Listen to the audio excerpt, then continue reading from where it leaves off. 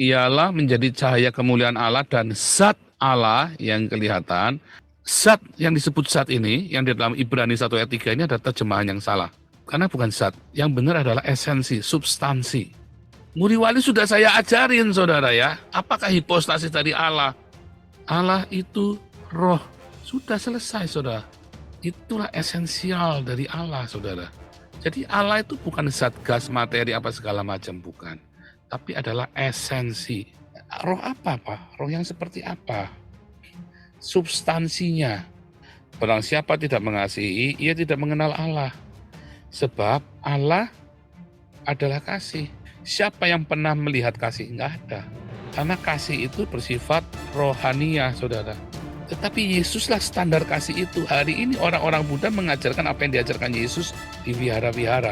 Karena mereka mengakui Yesus adalah juru selamat loh, saudara. Jangan-jangan mereka selamat, Anda nggak selamat yang di gereja. Ajarannya dia ikutin. Simple, cuma dengan mengaku Yesus adalah Tuhan dan Juru Selamat, selesai. Bukan orang yang berseru kepadaku Tuhan, Tuhan, Tuhan yang masuk kerajaan Allah. Tetapi orang yang apa? Melakukan kehendak Bapakku. 耶稣讲了很多的法，跟我们的佛法都是有关的。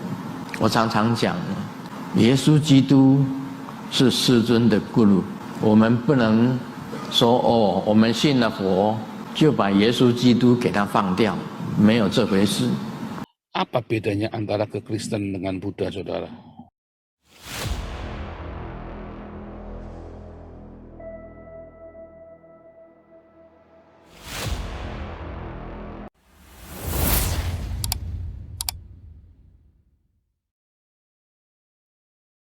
Tapi sebelumnya tolong semuanya di subscribe dulu ya YouTube-nya dan di like dulu ya. Selalu ingatkan untuk subscribe dan selalu di like.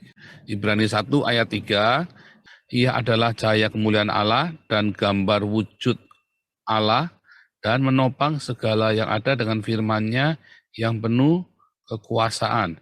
Dan setelah ia selesai mengadakan penyucian dosa mereka, ia duduk di sebelah kanan yang maha besar di tempat yang maha tinggi. Ini ada terjemahannya yang pakai, ini enggak Indonesia yang lama. Terjemahan lama ada enggak?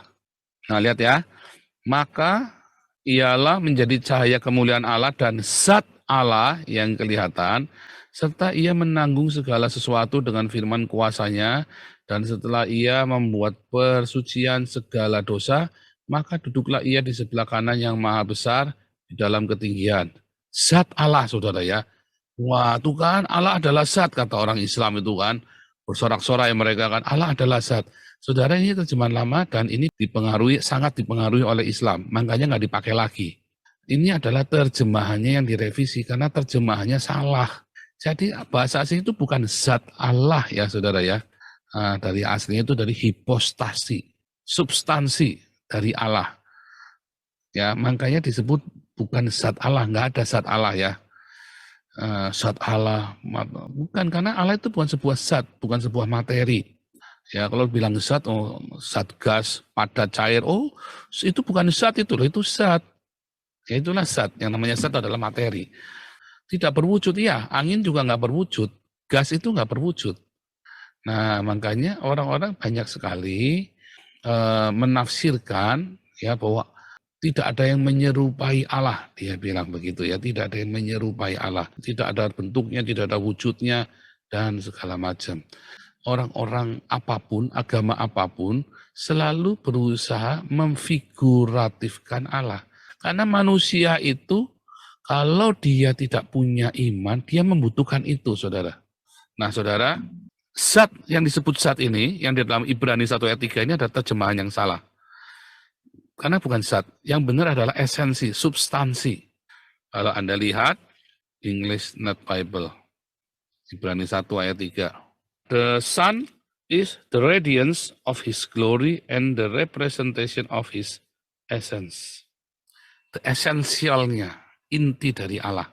Anak itu adalah representasi dari inti dari Allah. Bukan zat, saudara. Esensinya bukan zat.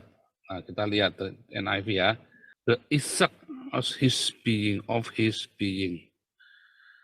Nah, ini dalam bahasa aslinya hipostasis. substansi esensial keberadaan, his being, sama itu ya. Itu penting saudara ya. Jadi Allah itu bukan zat gas materi apa segala macam, bukan. Tapi adalah esensi. Anda kalau tanya sama orang-orang di Eropa yang sudah, yang liberal ya, yang bebas pemikirannya, mereka kebanyakan menjadi agnostik, saudara ya. Sekarang sudah nggak ada istilah lagi, istilah ateis. Hampir tidak ada orang Eropa yang ngomong I'm an atheist. Sudah nggak ada, saudara. Mereka bilangnya apa? I'm an agnostic. Ya, ini tema kita selama 1 bulan ini. Saya penginjilan di Eropa, ya selalu what is God? Apakah Allah itu, saudara? Karena orang-orang di Eropa ini sudah mengerti Allah itu bukan seperti yang digambarkan oleh manusia-manusia ini, saudara. Kalau Anda membayangkan Allah itu sebuah oknum itu adalah primitif sekali, saudara. Pemahaman yang sangat primitif tentang Allah. Anda kalau tanya sama orang-orang yang sudah pandai sekali pengetahuan, ilmu pengetahuannya, Anda akan diketawain kalau bilang there is no God, itu mereka juga akan ketawa, saudara. Ada sesuatu yang mengatur ini. Apakah itu zat? Bukan, saudara. Bukan sebuah oknum. Orang Kristen, kalau lagi berdoa, ayo kita berdoa kepada Tuhan Yesus. Caranya bagaimana, Pak? Diajarinya apa? Anda bayangkan Yesus ada di depanmu. Yesus yang mana yang Anda bayangkan, saudara? Yesus yang di Gramedia. Makanya saya kasih shock terapi waktu ada orang, siapa itu ya, katanya pendeta, ada fotonya Yesus dengan bangganya, ini foto Yesus, tapi itu tukang sampah itu. Wah, kejang-kejang dia, saudara ya. Karena dia adalah punya penganut otak yang primitif itu tadi, saudara ya. Dia berpikir Yesusnya yang waktu dia berdoa tuh menggambarkan Yesus yang seperti itu mukanya, saudara. Makanya akhirnya imannya jadi iman ilusi orang Kristennya. Nah, itulah makanya banyak orang pada murtad. Kalau di Eropa itu pada meninggalkan Tuhan karena emang Yesusnya kayak gitu mukanya ya. Ya kan, kok mukanya boleh banget. Misalnya begitu ya. Banyak ditinggalkan. Akhirnya orang kembali kepada ke natur, saudara, ke agama natur. Orang Eropa kembali ke agama natur. Ya kan, Odin, itu agama natur, saudara ya.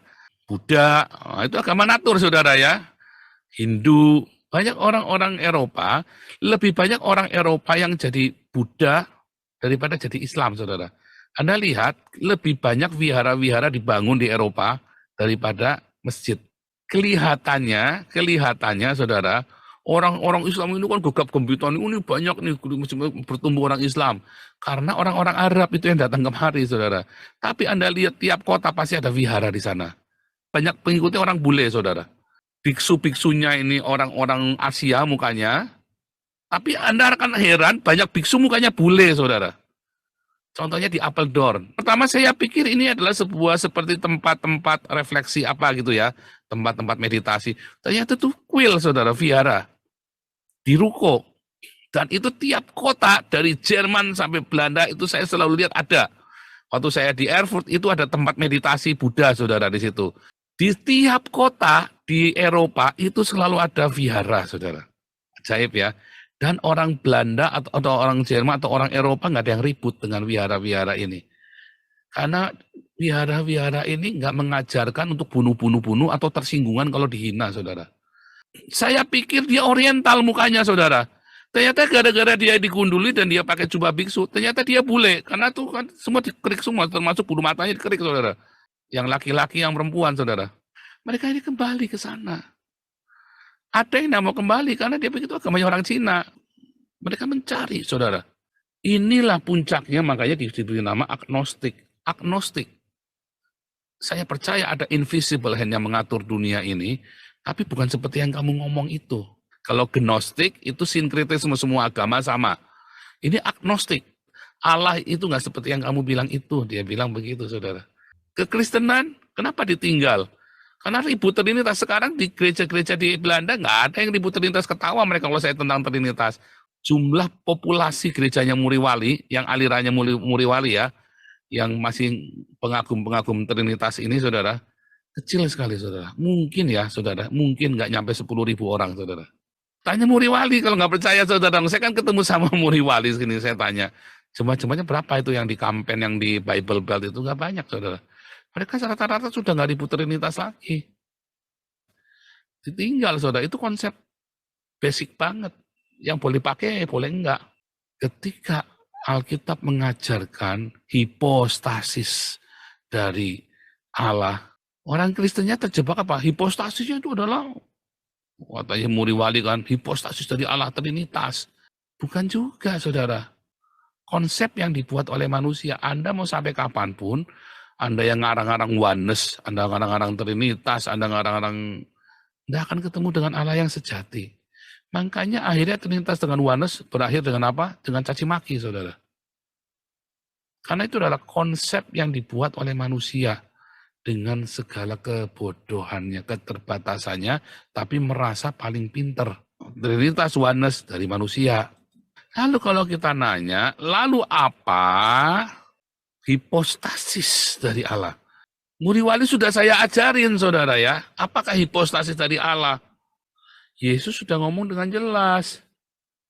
Ini sudah saya ajarin juga ya. Yohanes 4 ayat, Allah itu roh. Sudah selesai, saudara. God is spirit. Sudah selesai. Itulah esensial dari Allah, saudara. Lah Yesus manusia, saudara. Bingung kan? Lo Yesus manusia, Yesus ngomong aku anak manusia kok. Lo anak manusia ini apa, saudara? Anak manusia ya manusia. Yesus manusia, makanya bisa disalib, bisa mati. Wah, Pak nggak percaya Yesus Allah? Oh, saya percaya Yesus adalah Allah.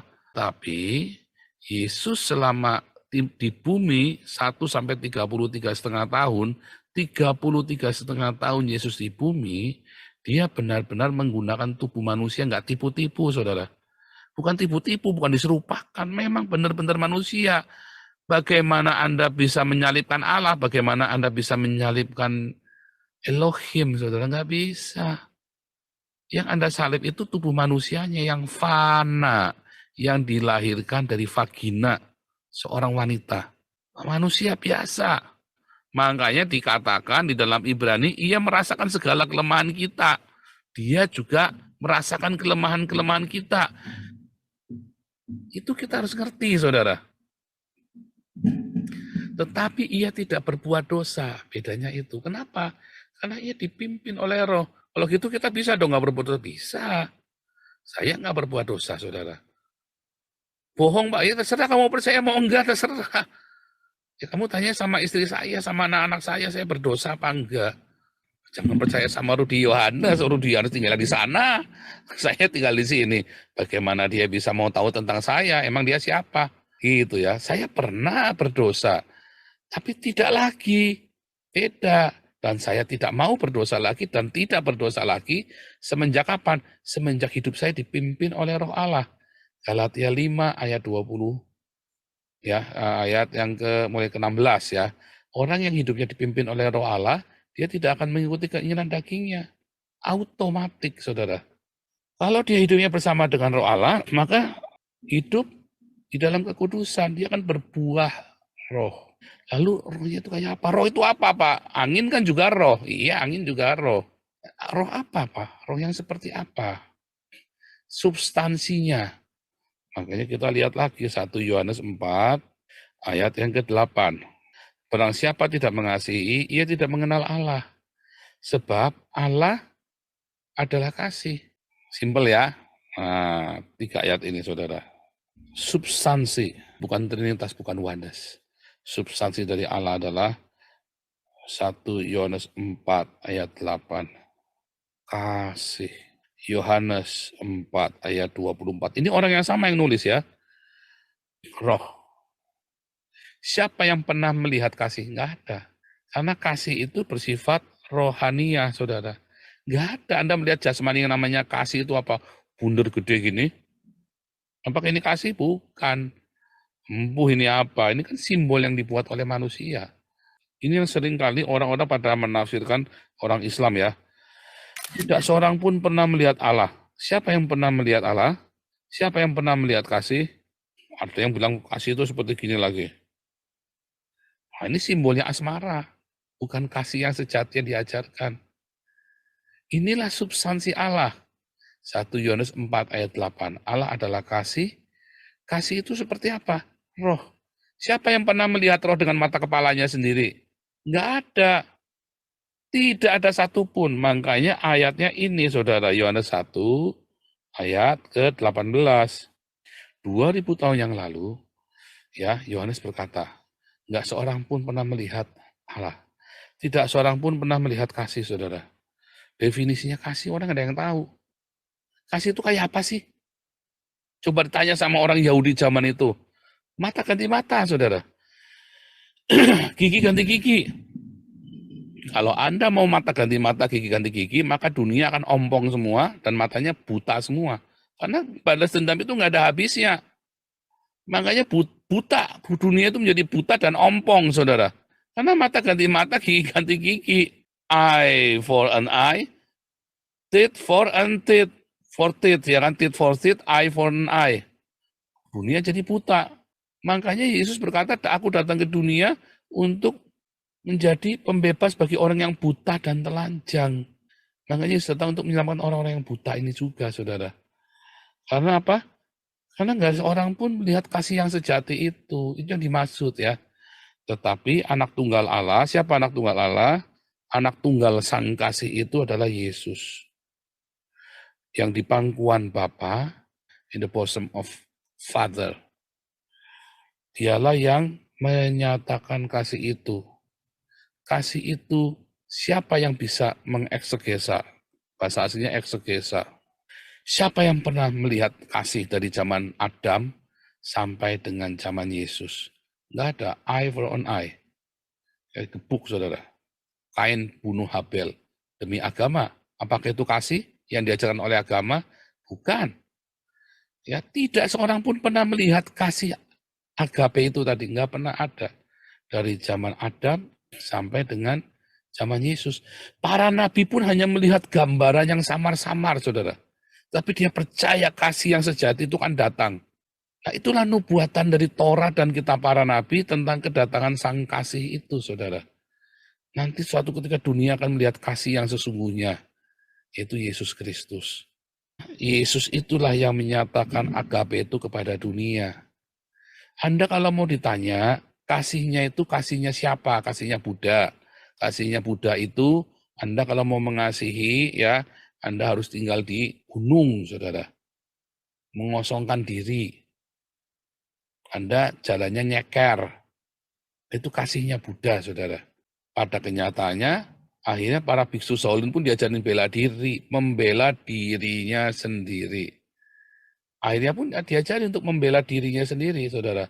Untuk membela yang lemah dengan cara ya dipukul tadi, saudara. Membela dirinya sendiri. Sementara kekristenan diajari kasihilah musuhmu. Saya tidak berkata agama Buddha jelek, saudara. Nggak ada manusia sanggup kayak Buddha, saudara, kecuali Mother Teresa. Saya saja nggak seperti Buddha, saudara ya. Harus diakuin, saudara ya. Orang Kristen menghina-hina Buddha. Anda pendeta siapa yang hidupnya seperti Buddha mulianya? Sebut satu pendeta Kristen, Protestan atau pendeta pendeta karismatik, apalagi hidupnya seperti sang Buddha.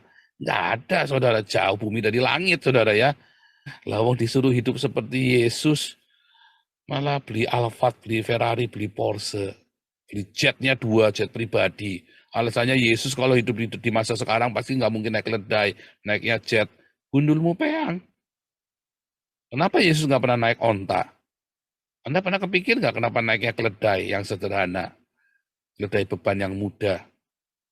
Kenapa Yesus nggak pernah naik onta? Coba Anda pikir dari ujung sampai ke ujung. Kenapa nggak naik onta? Kenapa pendeta-pendeta suka naik jet? Anda nggak pikir itu, saudara.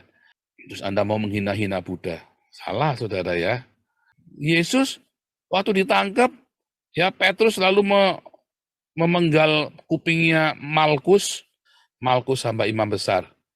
Lalu kupingnya diambil sama Yesus, ditempelin lagi. Sarungkan pedangmu. Orang yang hidup oleh pedang akan mati oleh pedang.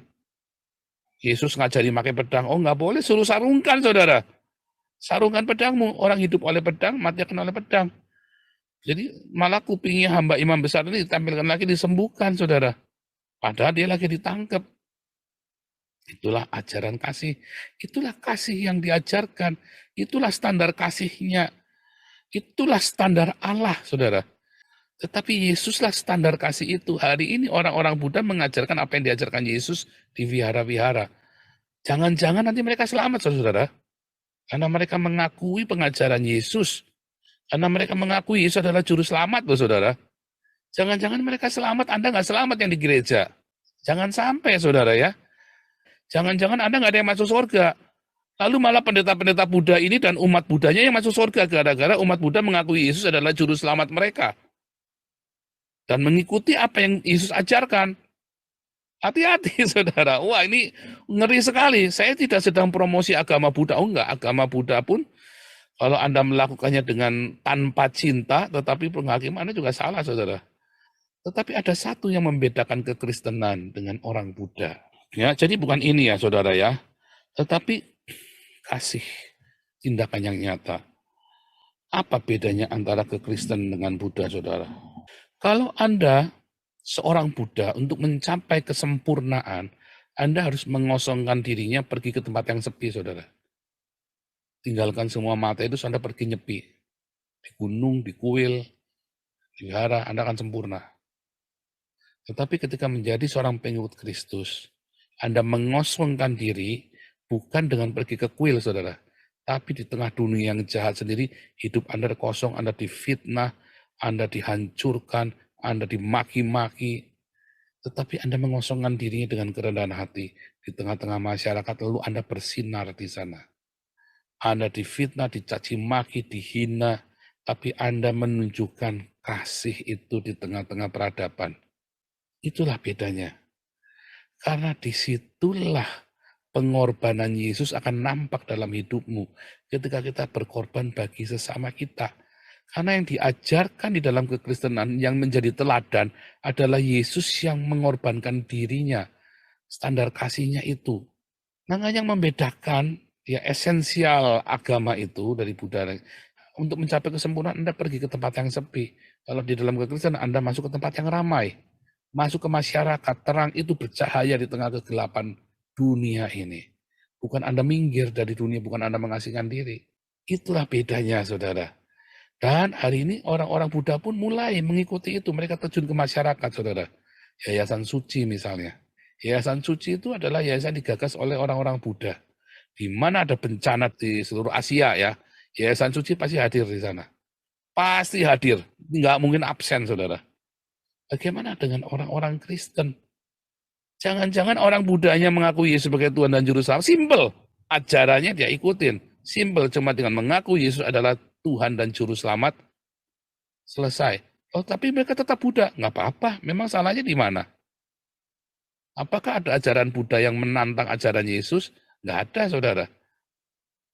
Mereka tetap selamat, saudara. Lalu orang-orang Kristennya, dia ngakunya Yesus Tuhan, Tuhan, Tuhan, Tuhan, Tuhan. Tapi Yesus berkata, bukan orang yang berseru kepadaku Tuhan, Tuhan, Tuhan yang masuk kerajaan Allah. Tetapi orang yang apa? Melakukan kehendak Bapakku. Yaitu mengenali Yesus, menjadi juru selamatnya. Lalu mengenali Yesus juru selamatnya, kalau Anda benar-benar mengenali Yesus dan menjadi juru selamatnya, apa yang Anda kenal? Kalau Anda mengenal cinta, maka Anda akan berbuat cinta. Kalau Anda mengenal cinta tapi buahnya adalah hedonisme, Anda tidak kenal Yesus.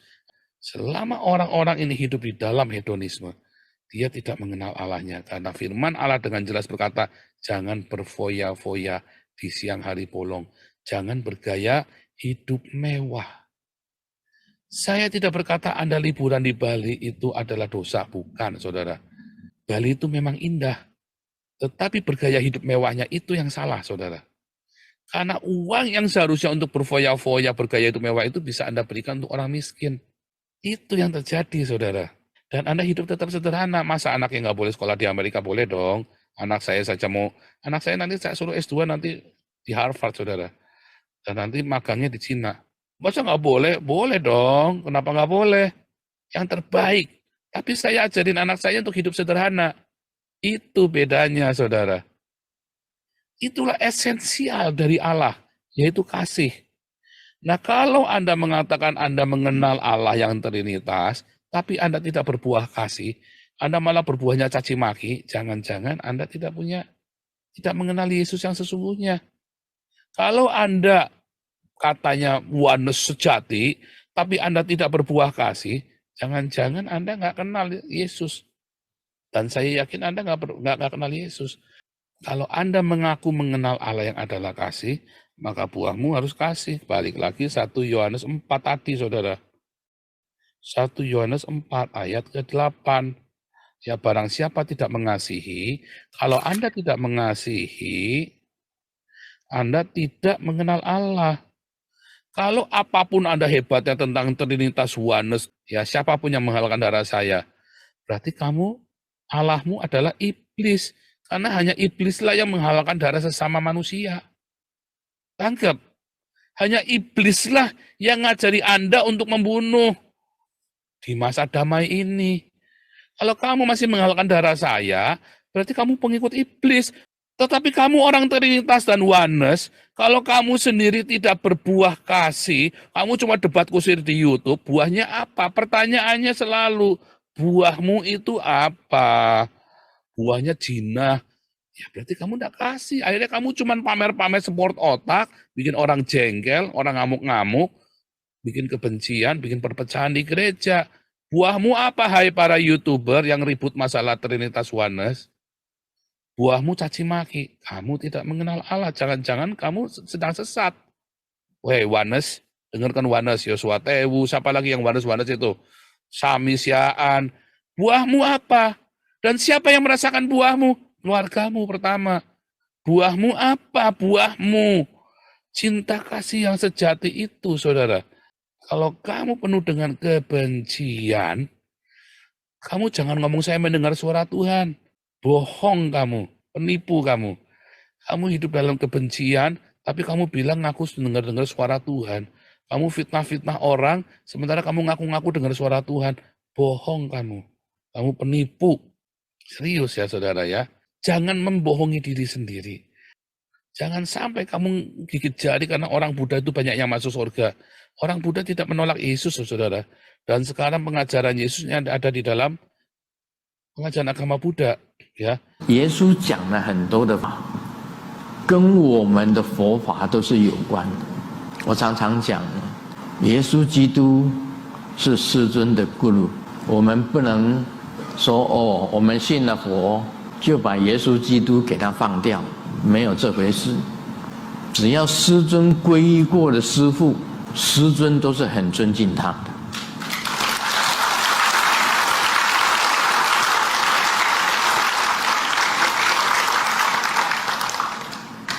今天坐在教堂里面，师尊就跟大家讲，耶稣基督，他是我的 Guru， 他启发我很多的这个学佛的这种动机。耶稣曾经在我的卧摊面前发出他白色的光，显现出来。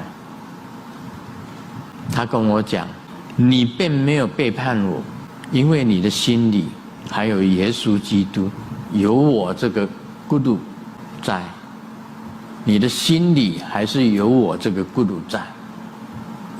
你走的路跟我走的路是一样的。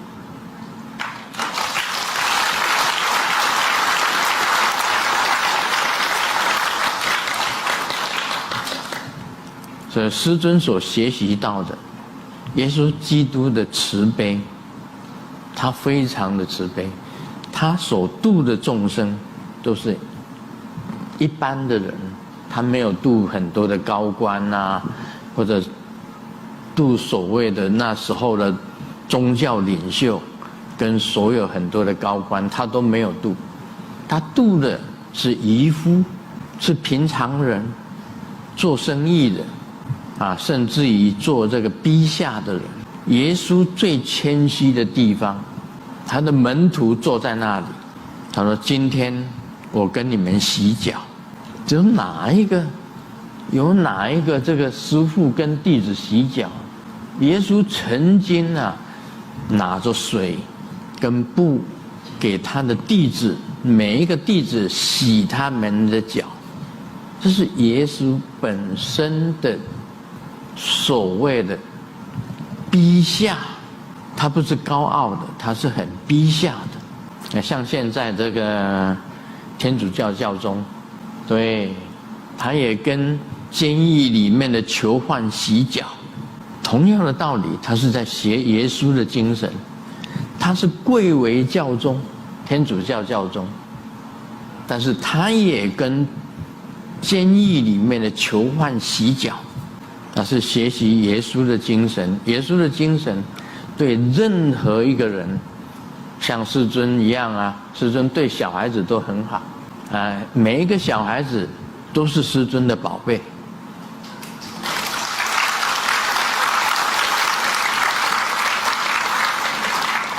有时候门徒的那些弟子啊，带着小孩子来，那么很吵，在耶稣面前很吵，很那个。但是耶稣对他的门徒讲：“让小孩子到我这里来，让小孩子到我这里来。”师尊也是在学习耶稣的精神啊！你看我在台湾雷藏寺，对每一个小孩子，我都先亲他们的，先亲所有的小孩子。再给所有的大人摸顶，先给小人亲一亲，再给大人这个摸顶。耶稣讲过一句话：右手做的善事，不要让左手知道。这是非常伟大的，这是佛教的三轮体空啊！右手做的善事，不要让左手知道。这个就表示什么呢？我们不要把做善的事情放在你自己的心中。做善本来就是应该的，行善本来就是应该的。为什么你要把它放在心中呢？你是要荣耀自己呀，不对的。人不能够有自己，有自己你就变成自私哦。你要为公，我们今天弘扬佛法，是为了佛菩萨，也不是为佛菩萨弘扬佛法，也不是为你自己弘扬佛法，我们是为宇宙的整个虚空的度化去弘扬佛法。怎么可以为自己弘扬佛法呢？不行的，那个是错误的。所以右手做的事情不要让左手知道。我还告诉你们一点，那个是完全一种牺牲的精神，他没有自我啊，所以他在最后的哥哥山上哈，那个叫哥哥他的山上，在跟上帝祈祷的时候，他是这样子讲的：为了上帝的荣耀，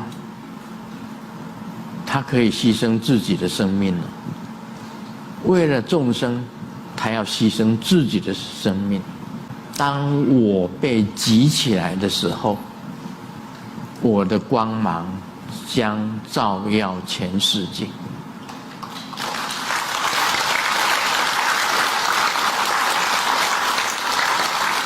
他的意思是这样讲：当我被钉十字架的时候，十字架举起来的时候，他的光芒会照耀全世界。所以今天，如果我们丢掉了钱，没有关系的，因为钱是怎么样子呢？不是你自己用，就是别人用，只有这两个用途啊。同样都是用，同样价值都用了，那就可以了。丢了钱也不用伤心，反正别人会帮你用。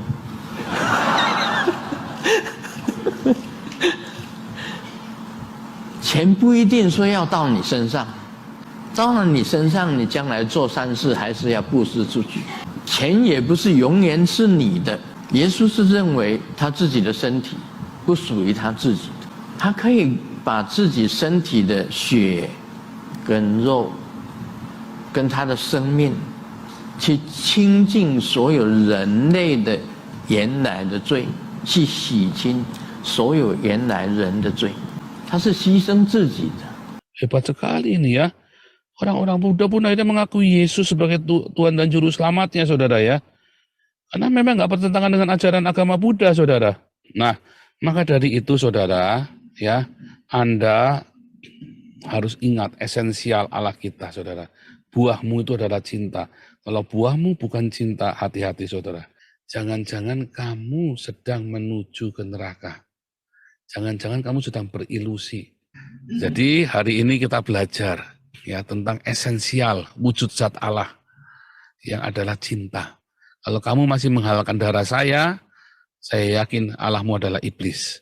Kalau kamu ribut oneness trinitas, sampai Anda mencaci maki, sampai gegeran, sampai Anda saling memfitnah, sampai Anda saling memaki, nah sementara buahmu nggak ada. Saya yakin kamu sedang berilusi tentang Tuhan. Oh, sabar itu ada batasnya. Berarti kamu bukan pengikut Yesus, kamu juga nggak masuk selamat, nggak masuk sama surga. Karena cinta yang harus kita miliki standarnya Yesus, saudara. Kalau cinta yang kamu miliki standarnya bukan Yesus, cintamu tidak sempurna. Kalau Anda mengaku punya cintanya Yesus, tapi masih suka berzina, Anda sedang menipu dirimu sendiri. Karena cinta itu suci, saudara, kudus. Nggak main-main, saudara. Standar cinta kita itu sangat tinggi sekali. Nggak main-main. Bukan kalau ngelihat janda matanya hijau. Enggak, saudara ya. Cintanya itu suci, mulia, dan kudus. Standar cintanya itu tinggi sekali. Makanya tidak seorang pun melihat agape yang sejati. Tidak seorang pun pernah melihat Allah. Nggak ada. Yang menyatakannya hanya Yesus Kristus lah yang menyatakan cinta itu kepada dunia. Kejadian 1 ayat 1. Pada mulanya sang cinta itu menciptakan langit dan bumi. Nah, karena cinta itu selalu menciptakan hal yang baik. Luar biasa ya, Tuhan Yesus memberkati.